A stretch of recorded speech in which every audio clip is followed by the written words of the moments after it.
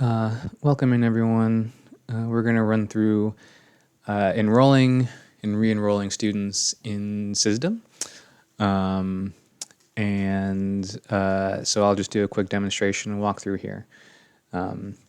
So to enroll a student, obviously we're going to need our consent on file. So if it's a returning student, we've had consent in the previous school year. Or if it's a new student, you've gotten the new consent form filled out. When you log into CISDM, we're going to come over to the Case Management tab and find the Add New / Enroll Student button over here. When we click this button, it opens up a pop-up that will take us through the enrollment walkthrough or the enrollment workflow. If you have an open workflow like this happens all the time, just go ahead and click New Workflow. It never deletes anything that you've already entered in CISDM. It just resets you back to the beginning. So we're going to start with a new student scenario. So we're going to say yes that we have collected the parent consent date. The first thing that we're going to do is search for duplicates. So even if this is a new student, we know they're brand new. We're going to put in their information and just verify that that they are not in the system. So when searching for duplicates, it is always the best practice to choose one name, either the first or last name, to put in. All three fields here are starred, but you don't have to fill out all three fields to search for duplicates. You can just search one. Sometimes the ID number will work by itself, but I recommend choosing whichever name is more unique, either the student's first or last name, to click for duplicates. Now, if it's a common name like Brian, there's going to be a lot of Brians in here, but you should be able to find the student ID or the birthday to figure out for a student that is already in the system. Okay, and you'll see some other BRYs coming up here. So in this scenario, we're going to select that this is a new student because we know this is a new student. And so when it is new, we're going to put in all the first name, last name, and the student ID in CISDM. I'm actually just going to put an extra 2 in there because 1, 2, 3, 4, 5, 6 is probably taken. We'll fill out demographic information. If you pull this from your student information system or whatever source of information you've got for your students, you should just, it's important, and we will verify later in the year that the student information matches what is in the local student information system. The exception being, we have this legal first name column up or field up here. If the student identifies with a different name or in a gender or race that is not reflected, if the student identifies that way, we ask that you enter in the student's self-identified information, and that will be an exception because it won't match directly the student information system. But if you are doing that in this case, we ask that you do put the legal first name that matches what's in the student information system, so we do have at least one matching data point. We'll go ahead and fill out some racial information. If you do select other for race, please identify what that is. But the one thing we should never use is unknown. Okay, there's no reason for a student's race or gender to be unknown. Select whatever is applicable here. Previously involved with another CIS organization refers to another affiliate, not CIS of EPA. So if they're coming from another school in our network, we would say no. This would only be if they're coming from out of state or from the Central Pennsylvania office or some other CIS office. So we'll say that the student was not previously involved at another CIS organization.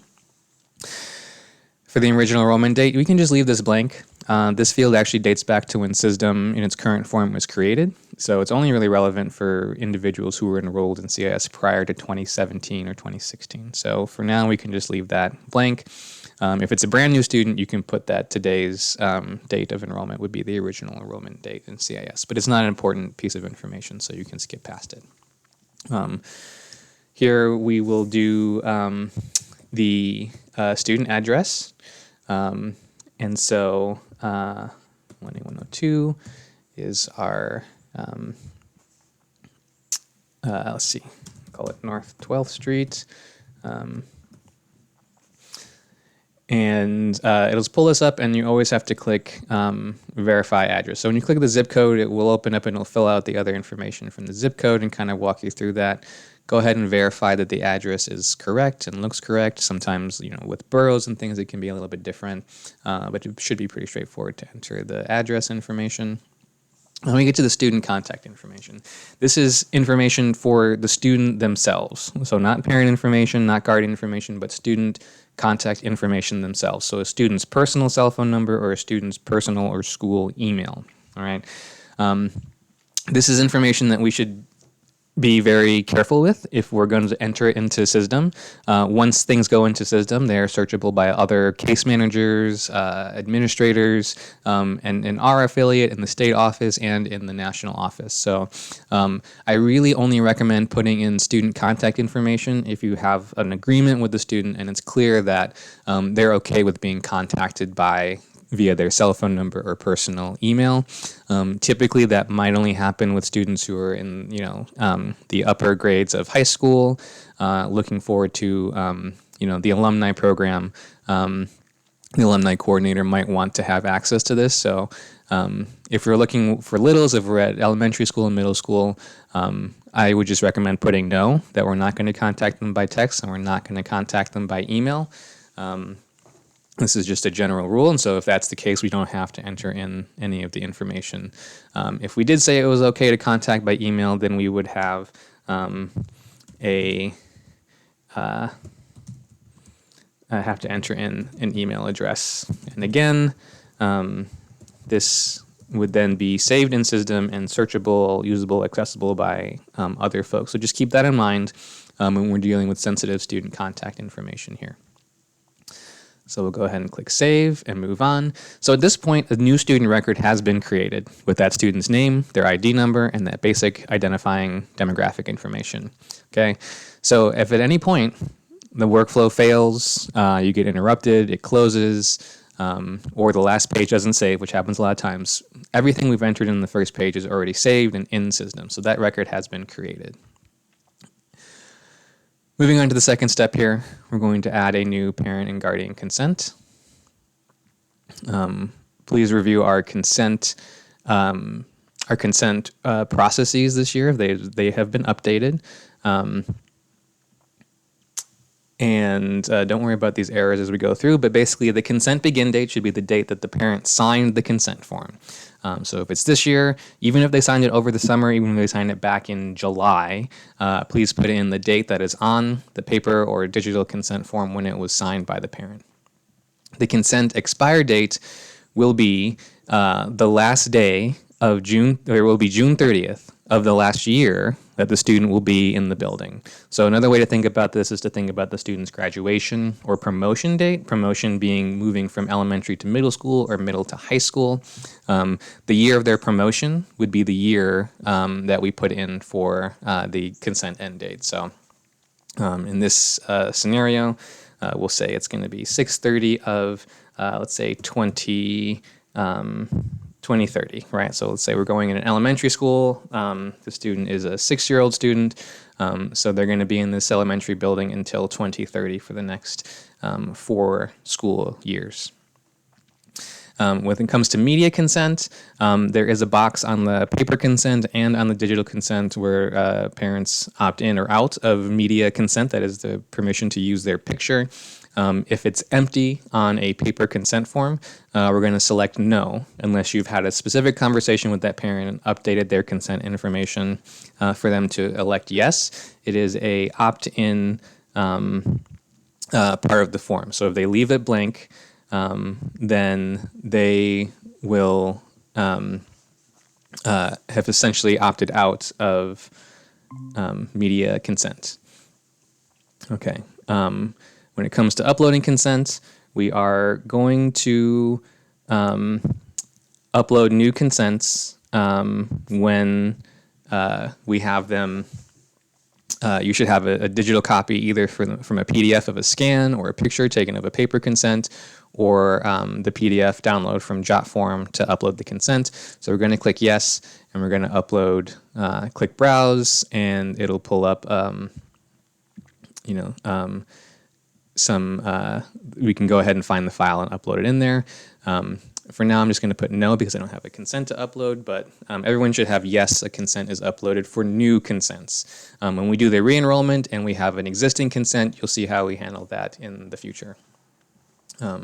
So actually, I am just going to go ahead and upload a random file here.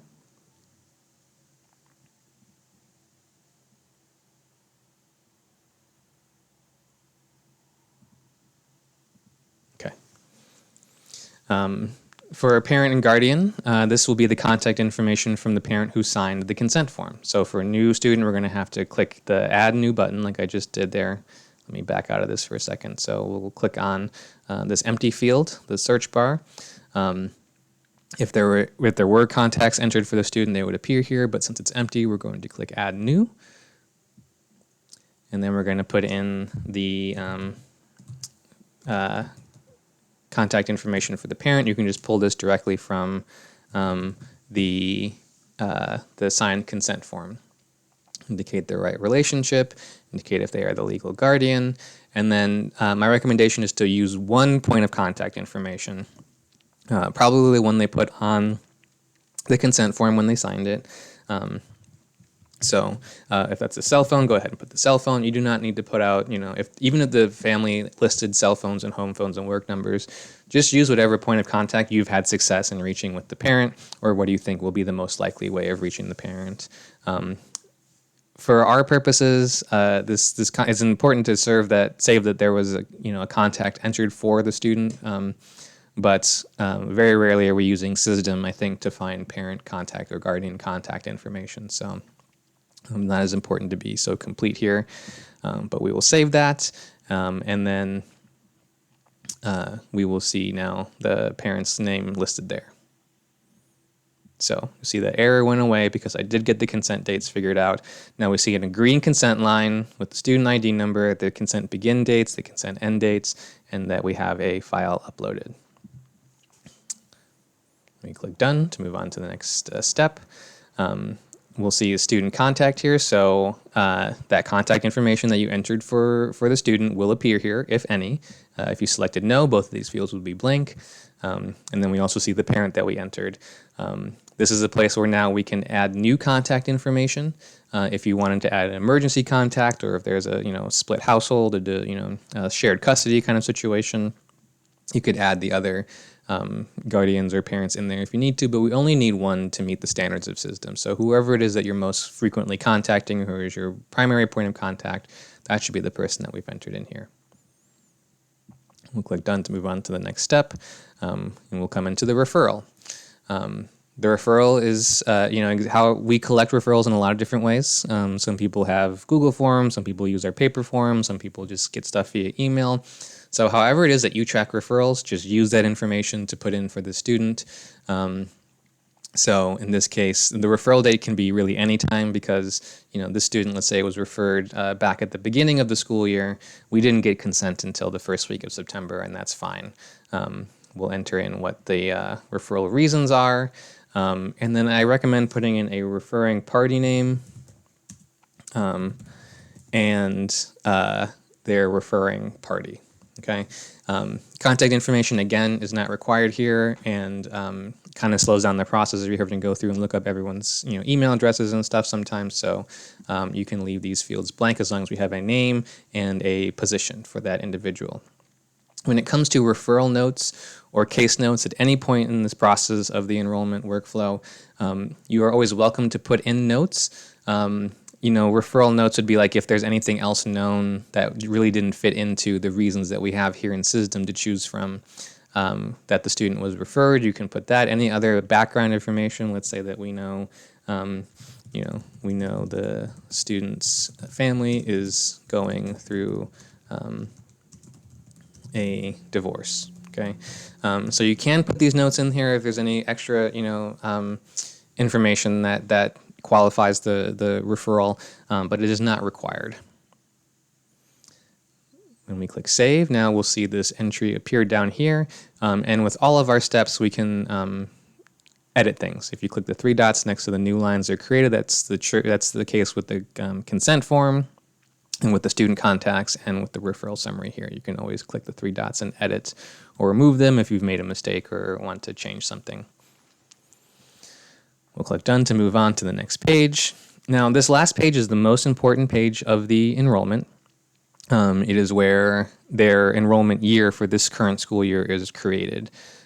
So we'll see the enrollment entry date, which defaults to the consent begin date. But the enrollment entry date can be any date after the consent begin date. So I'm enrolling them today, but the enrollment entry date needs to be either when the student was entered into CISDM or when your first service was provided to the student, because we're going to track that in there as long as this is within the consent dates. Okay? If you met with the student a couple times before receiving the consent, then the consent date and the enrollment date will be the same, most likely.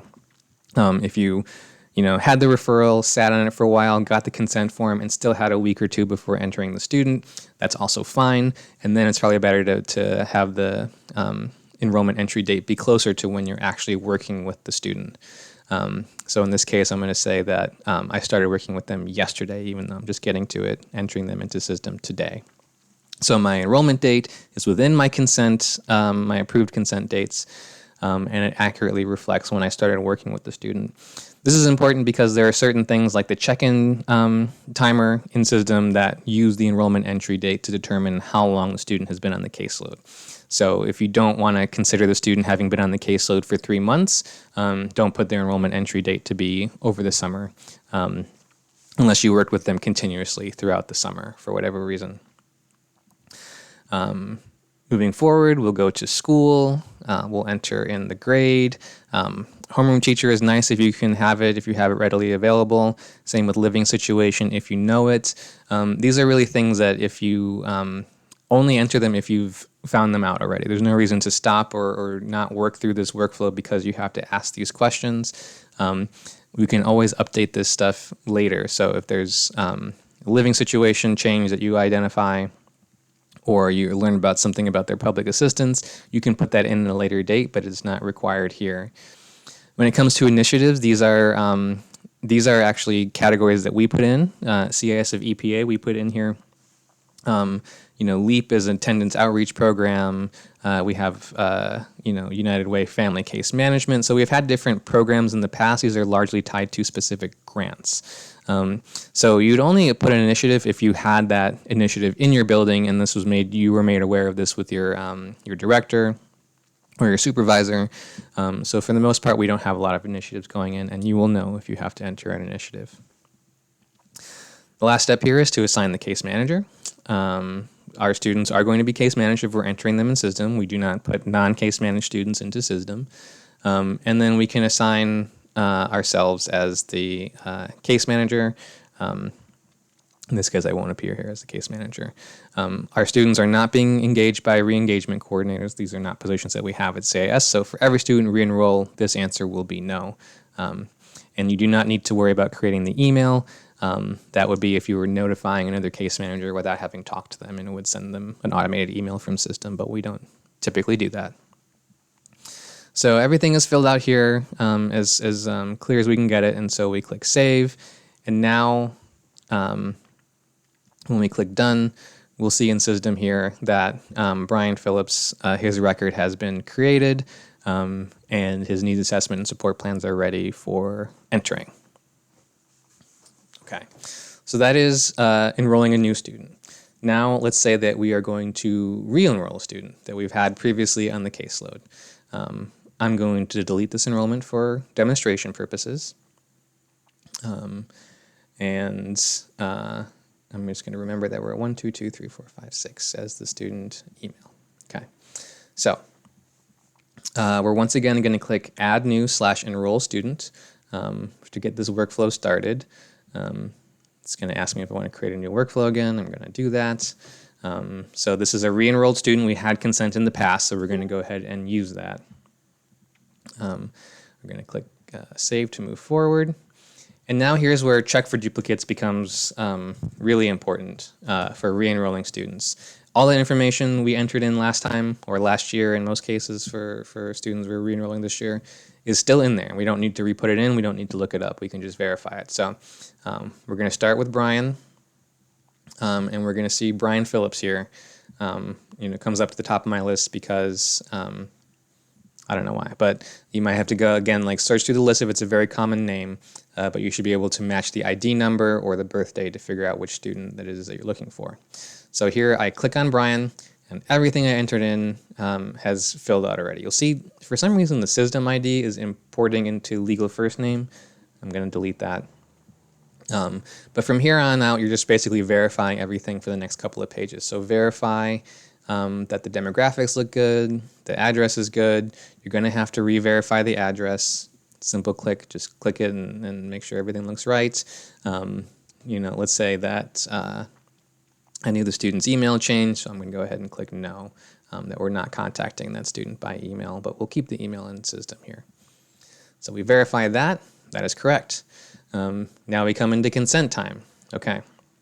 For re-enrolled students now who had consent last year, their consent end date will be 6/30 of 2025 or somewhere around that time. So if that is the case, we're going to make a new consent entry with the same consent form, the same consent information. So again, the consent was signed on September 1st, and the consent expires, as we discussed, June 30th of their last anticipated year in the building or their promotion/graduation year. We're going to indicate if they had media consent. It should all match from previous. And for re-uploaded consents, if we're doing this for the second time for a re-enrolled student and we're just pushing that consent date forward to be the end of the building term, then we're not going to upload a new consent file. We can just click no and move through the workflow. We'll search for parents and guardians. We'll see Sasha, who came up as from a parent and guardian last time. Again, if that parent information shifted or there was a change in the family, you could add a new parent here and go through the same situation that we did last time. In this case, I'm just going to click on the existing parent because that information is correct. So this is now a new updated consent form information. This is what it would look like as you're doing this for your re-enrollments going forward. In this case, I'm going to mark that this one, so you can see. So typically our scenario would look something like this, where we had,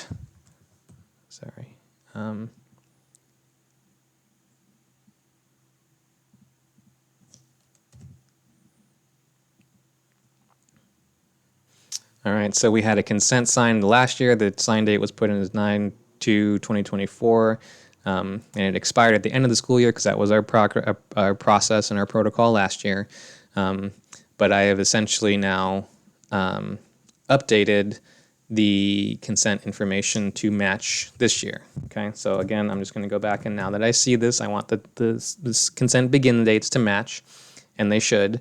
So now we have the consent form, both beginning on the same day, one expiring on 2025, and this one now active expiring in 2027. So what this means is next year, if we enroll a student in CISDM, we won't need to make a new consent entry because they're still consented throughout the rest of their time in this elementary school until the end of the school year of the 26-27 school year. After that, we'd assume that they shift buildings and they will need a new consent form in that new building. And so we'll see also here that the last year's consent, we had the file was uploaded, and this year's consent, the file is not uploaded, and that is fine. We can always reference and find this file in CISDM. In general, we are not recommending changing any consent information after it's been entered. We always want to create a new entry. And something to note is that once you've entered this consent begin and end date in CISDM, after 24 hours, you as a site coordinator will not be able to edit those consent beginning or end dates. I believe that data admin still can, so if you're having an issue or you entered it wrong, you can reach out to me or Jacob on the data team, and we'll be able to look that up and figure it out for you, but it might just come down to making a new consent entry and deleting the old one. So in this re-enrollment, student contact information hasn't changed. We verify that everything looks correct, and it does. We will still have a new referral. So we'll make a new referral entry. Just personal information. And we'll enter in the new referral source. So again, referral dates are not tied to consent dates or enrollment dates or anything like that. It's truly when you receive the referral. So we're not really concerned about the time frame there or anything matching up. We trust your record keeping to keep track of your referrals, but you do want to make a new entry to show that the student has been referred, that the school is on board and that a process has been gone through to verify with the school and the parent that we're going to provide services to the student. That's the purpose of entering the referrals in here. So we click done. And once again, we come back to this final page of the enrollment. Many of you will have encountered that this page, this last page, sometimes doesn't save correctly. And you'll go through all this and you'll click and then it'll appear as if the student is not on your caseload. You won't be able to find them in the case list detail, et cetera, et cetera. If that happens, you're just going to come back and do a second re-enrollment. As if the student wasn't re-enrolled, as if you didn't do that, just go ahead and do a second re-enrollment and the record should save the second time. So here we're case managed and just choose a random case manager here. And we'll click Save. And once again, now this student is fully enrolled. We know they're fully enrolled because we see a beginning and end date to the enrollment. This means that it's an open enrollment. We'll see assessments pending, meaning that the needs assessment support plan have not been complete. And everything that we entered in here, the demographics and contact info, the parent and guardian consent information, the student referral and student contacts are all editable from any of these screens that you can click on. You'll come in and the screen looks identical to what it was in the workflow. It's just a little bit separated out. So you can edit everything in here. And we'll go back to the student dashboard here. And so that is enrolling students in CISDM. It was a quick walkthrough, but hopefully helpful to just get those steps and understand what is required and not required to complete the enrollment workflow. As always, please reach out to the data team with any questions or difficulties if you can't find the student, if they're not showing up in your caseload afterwards. I'm going to try to find this student on a caseload, I believe. Okay, they're at 10th and Penn. So let's see. We go to 10th and Penn, and we see now that Anant is listed as a case manager there, and here's Brian Phillips. So we've successfully entered this student.